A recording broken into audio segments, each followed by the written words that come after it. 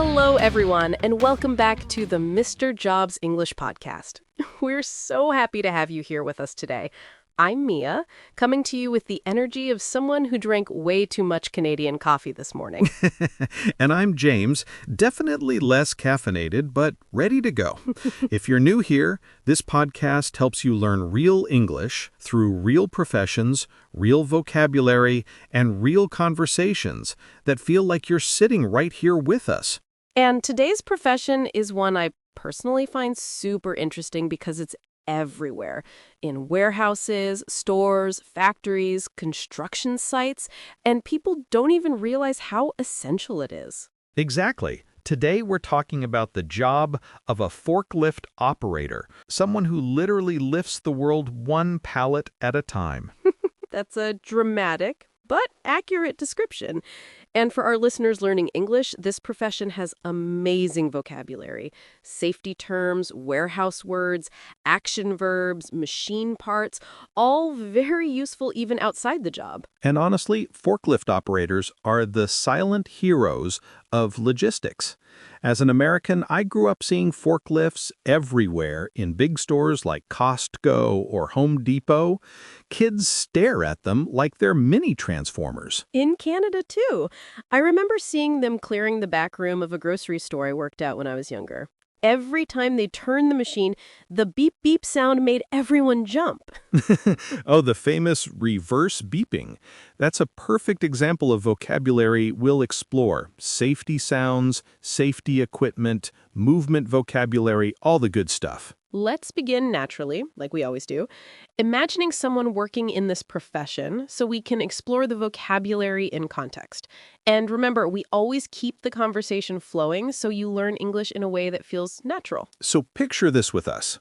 A forklift operator inside a large warehouse. The air is cool because warehouses tend to stay at lower temperatures. You can hear the echo of machines moving, boxes shifting, and someone scanning inventory in the distance. And right in the middle of that, an operator wearing a high visibility vest, which is the reflective safety vest, a hard hat, and safety boots. The three essential protection items. We'll explain each one naturally as we go. They're sitting on a forklift, which in English has important parts: forks, the mast, the overhead guard, the steering wheel, and the controls. Even if someone never drives one, these are great words to expand English vocabulary about machines. Let's talk about the moment when the operator starts using the machine. They turn it on, the forklift makes a little rumbling sound, and they drive slowly toward a pallet, a wooden platform used to hold boxes or products. Fun fact for learners, palette sounds like palette, like a painter's palette. Very different meaning, so the word can confuse people. Yes, and the operator carefully moves the forks under the pallet, then lifts it smoothly, and that verb is essential. To lift. One of the most common action verbs in English when talking about moving objects safely. And along with lift, we have other great verbs: to lower, to adjust, to load, to unload, to position, to transport, and to secure.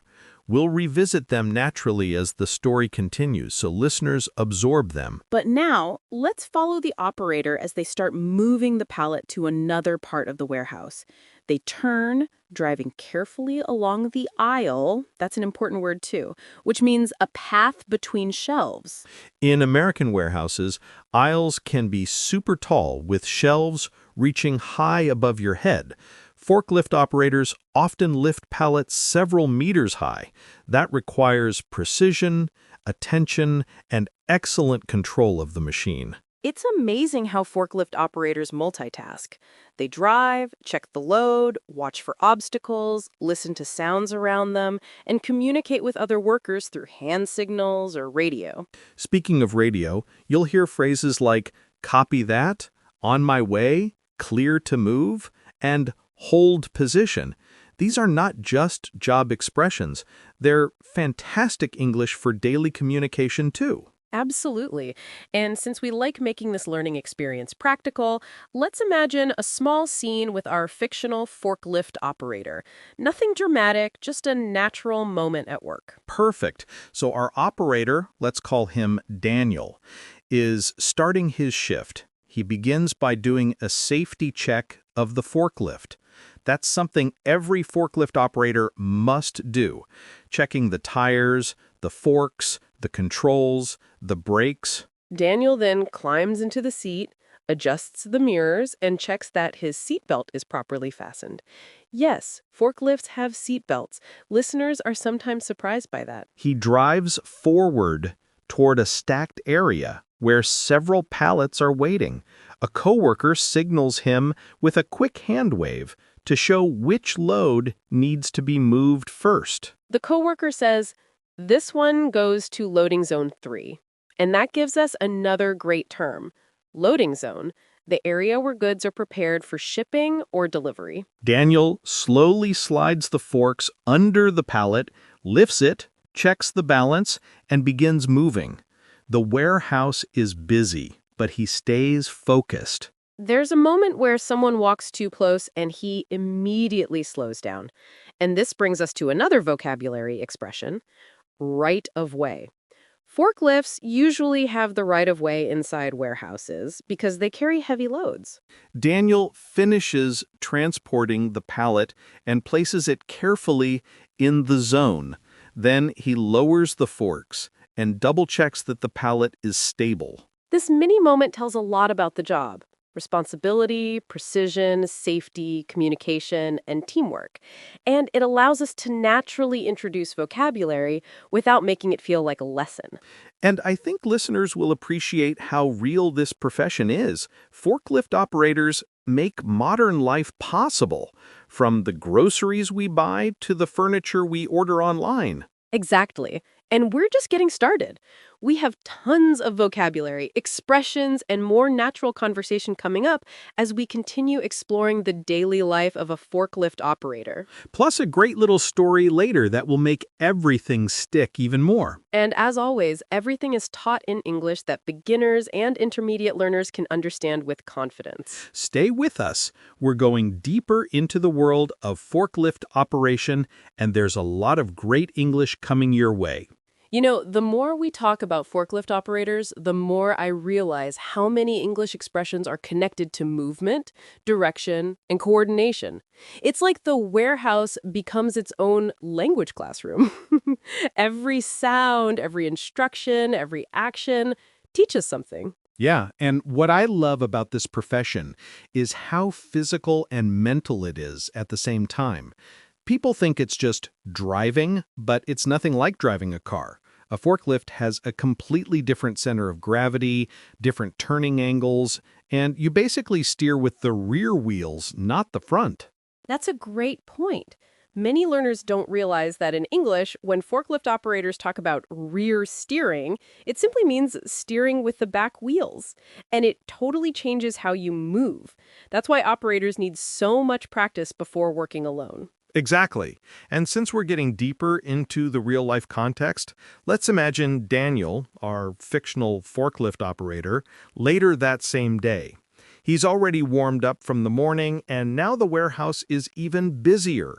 You can hear the scanners beeping, the faint sound of carts rolling, and the warehouse radio giving small updates like shipment arriving in Zone 5. And there's a great expression, shipment arriving. A shipment means goods that are being transported or delivered, and Zone 5 would be a specific receiving area. Everything in a warehouse has a place, and forklift operators need to know the entire layout.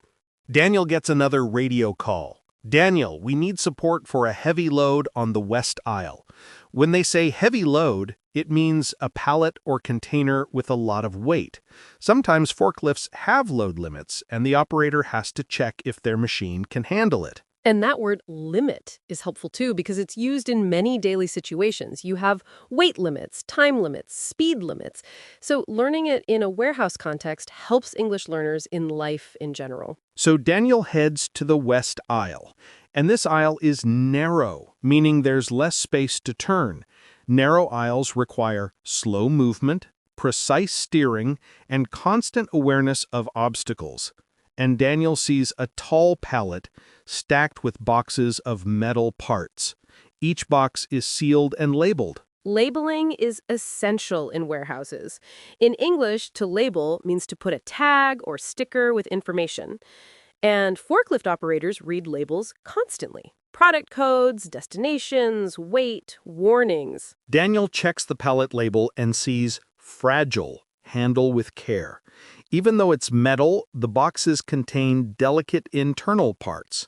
In English, fragile means easy to break or damage. And operators know that fragile items require smoother lifting. Daniel approaches slowly, lowers the forks, and positions them perfectly under the pallet. He lifts it only a few inches at first to test the balance. If it's unstable, he needs to adjust. Here comes that word again. It's such a fantastic verb for English learners because it means to make a small modification, correction, or improvement. Forklift operators adjust constantly. Fork height, angle, speed, direction. And Daniel begins to reverse slowly. And of course, the forklift makes the famous beep beep sound. In English, we call that the backup alarm or reverse alarm. It's a safety feature so people nearby know the machine is moving backward. Daniel turns the forklift and begins driving toward the receiving zone. And as he goes, he sees a coworker using a hand pallet jack, which is a smaller manual tool used to move pallets without a machine. It's another great word, pallet jack. But then something interesting happens, a situation that many forklift operators deal with and that gives us great vocabulary. Daniel sees that part of the floor ahead has a small spill. Nothing dangerous, but slippery enough to require caution. And caution is an important English word. It means being careful to avoid danger or problems. So Daniel stops and radios, "There's a spill near Zone 4. Another operator responds, "Copy. We're sending someone to clean it." In this moment, Daniel practices something called situational awareness, meaning he's aware of what's happening around him. It's not just about driving, it's about anticipating risks, watching people, listening to the environment. Once the area is clear, Daniel continues. He arrives at the receiving zone and lowers the pallet gently. He checks the alignment and confirms everything is stable. Then he signs the delivery on his handheld scanner, which records the movement. It's funny, a lot of English learners don't realize how often the word confirm appears in warehouse and office communication. Confirm delivery, confirm location, confirm quantity.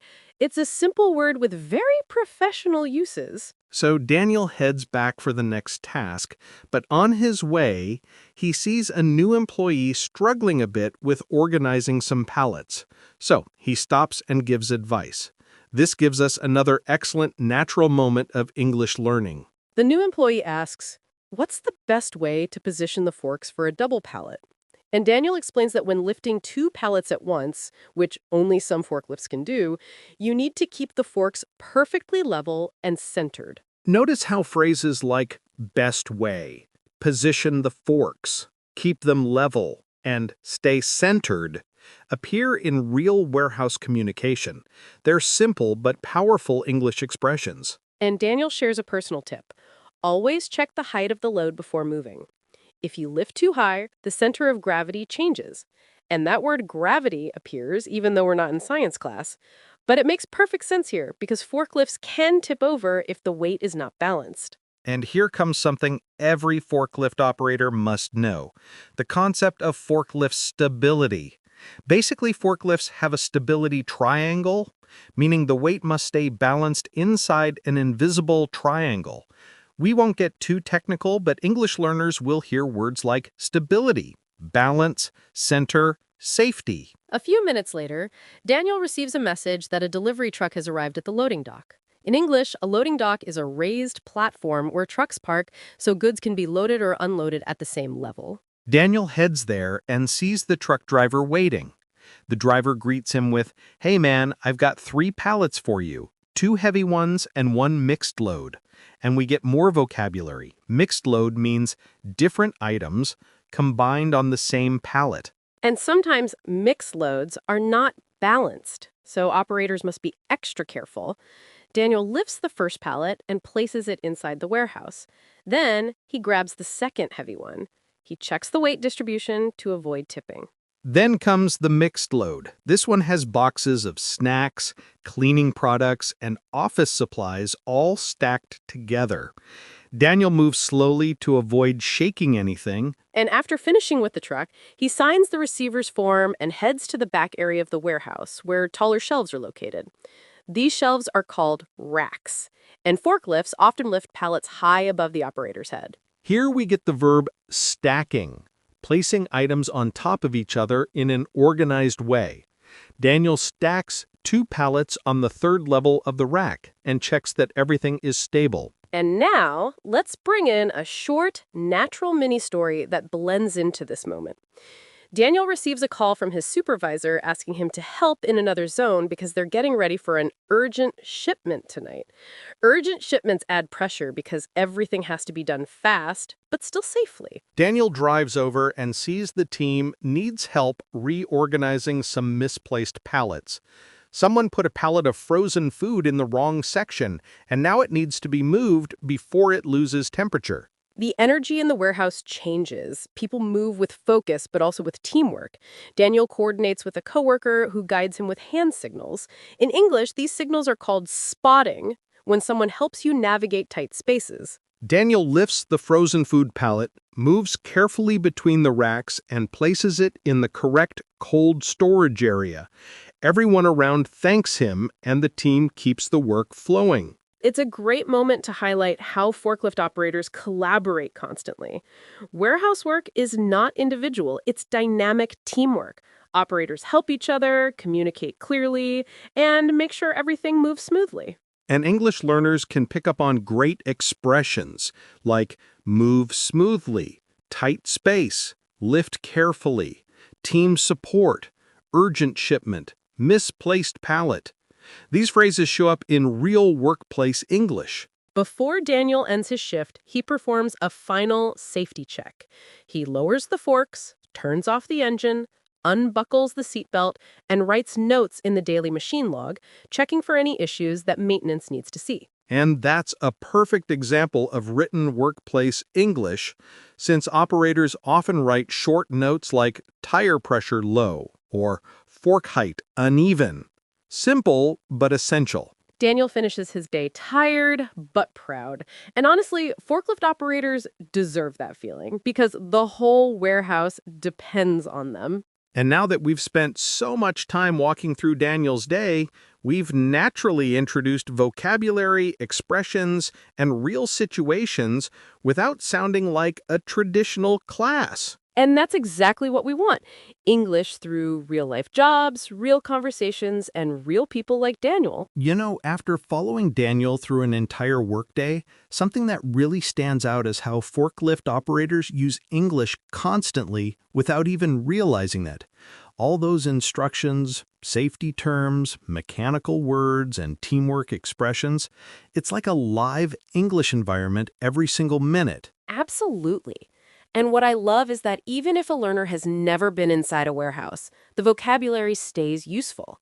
Words like lift, shift, stack, stability, balance, safety check, confirm, adjust, label, pallet, load, unload, they appear in many different real-life situations. And even the communication style of forklift operators is great for English learners. They speak clearly, directly, efficiently. There's no time for long explanations. It's simple English used really well. That's actually something I admire. I remember visiting a distribution center once in Toronto. I watched the operators working, and their communication was fast but respectful. Coming through, watch your left, clear zone 3. It was super organized. And also a little intimidating. I totally get that. In the US, I visited a big home improvement store that had its own warehouse behind the main building. The forklift operators were like a synchronized team. They knew exactly who was doing what, which pallet went where, and who needed extra support. And speaking of support, I want to dive deeper into safety communication because it teaches excellent English phrases. For example, operators often say things like, I'm raising the load now, hold on, passing behind you, or need a spotter here. They aren't complex sentences, but they're clear and efficient. And the tone is always polite but firm because safety depends on being direct. Nobody gets offended when someone says, stop for a second, or let me check the height first, because everyone knows it's for the team's protection. And that word, protection, is important. It means keeping people or things safe from harm. Forklift operators protect themselves, their coworkers, the products, even the equipment. Exactly. And here's something many people don't realize. Forklifts are extremely powerful machines. Even at slow speeds, they can cause serious damage if not handled properly. That's why operators need certification, training, and constant focus. But with training comes confidence. And that's something I want learners to understand. Learning English is similar. When you practice, repeat, and stay consistent, you gain confidence. Just like forklift operators become more confident as they learn to control the machine. That's a really good comparison. And English learning also requires awareness, paying attention to context, tone, and small details. Forklift operators do the same with their environment, their load, and the people around them. So let's imagine Daniel later in the week. He arrives at work feeling comfortable with his routine, but also ready for challenges. And today, there's a big task waiting for him. Reorganizing a section of the warehouse because new inventory is coming in. Inventory is a fantastic word for learners. It means the full collection of products stored in a warehouse. And reorganizing inventory is a huge job because everything must be placed correctly. Daniel and his team begin by checking the inventory sheets. Those sheets show what items are coming, what needs to be moved, and where new space must be created. And yes, that word space also matters. Warehouses depend on using space efficiently. Daniel hops onto his forklift and starts moving pallets one by one. He lifts a pallet of electronics, checks the height, moves it down the aisle, and places it on level 4 of the rack. Then he grabs a pallet of home supplies and moves it to another zone. And during this process, something unexpected happens. The kind of moment that gives great vocabulary. One of the pallets has broken wrapping. The plastic film around the boxes is torn, and a few boxes are leaning forward. In English, we call this unstable load, and unstable loads are dangerous. Daniel stops immediately because moving it like that could cause the boxes to fall. A coworker arrives, and they work together to rewrap the pallet with stretch film. And that's another great word, rewrap, meaning to wrap again. Simple, clear, and very practical English. Once the pallet is secure again, Daniel slowly lifts it and carries it to the correct zone. Everything goes smoothly after that. And moments like this show how important teamwork and fast decision-making are in this job. But let's include a little more of a story to make the vocabulary sink in. At one point, Daniel is asked to help unload a new truck arriving at the loading dock. When he gets there, he sees that the truck is packed tightly. The pallets are very close to each other. That's a realistic scenario. Sometimes pallets shift during transport. When the truck is moving on the road, everything inside can move a little. Daniel positions his fork slowly and lifts the first pallet. But then he notices the second pallet is slightly tilted. Tilted means leaning to one side. Exactly. So Daniel decides to stabilize the pallet by placing his forks slightly lower and lifting gently. It works. The pallet becomes level again. But it's a great example of how careful operators must be. After the truck is empty, Daniel moves on to another task, taking damaged boxes to the inspection area. And again, we get more vocabulary. Inspection area is where workers examine items to check if they're usable, returnable, or recyclable. Daniel loads the damaged boxes and drives them all the way across the warehouse. And as he does that, the supervisor announces that the company is preparing for a cycle count week, meaning a detailed check of inventory. And suddenly, the whole warehouse becomes a little more intense. Everyone starts organizing faster. Daniel enjoys this kind of busy environment. It gives him energy. And honestly, that's something I admire in forklift operators. Their ability to stay focused even when everything around them is loud and active. And all this movement gives us more natural English vocabulary, like stay alert, pay attention, double check, careful turning, secure placement, busy shift, team coordination, and so many others. I also want to highlight how forklift operators combine physical skill with mental strategy.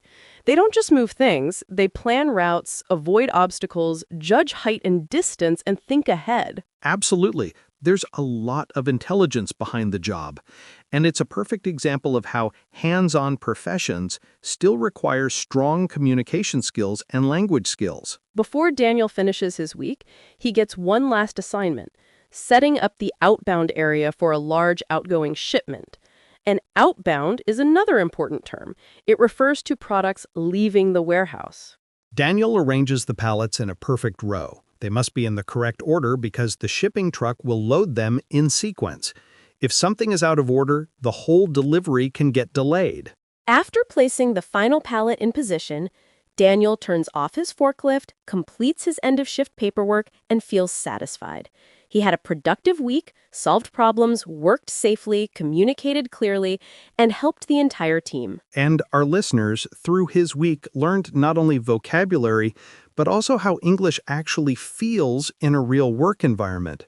That's the goal: English that lives, moves, and works. So before we wrap up, let's naturally review a little of what we explored today. We talked about forklifts, pallets, loads, stability, racks, safety checks, teamwork, labels, aisles, narrow spaces, tilting, rewrapping, communication, and so many expressions that appear naturally in real workplaces. And of course, the small stories helped connect everything. Daniel's moments with new employees, unexpected challenges, busy days, urgent shipments, all of these situations brought the vocabulary to life. And we hope our listeners enjoyed learning English in this natural, practical way. I always say that vocabulary sticks better when it's connected to real people, real experiences, and real jobs. I couldn't agree more, and today was a great example of that. So if you enjoyed today's episode, follow the podcast, hit the like button, and tell us in the comments which profession you want us to talk about next. We love hearing from you, and your suggestions always inspire us. Thank you so much for spending your time with us today. And we'll see you in the next one. Take care, everyone. Bye-bye.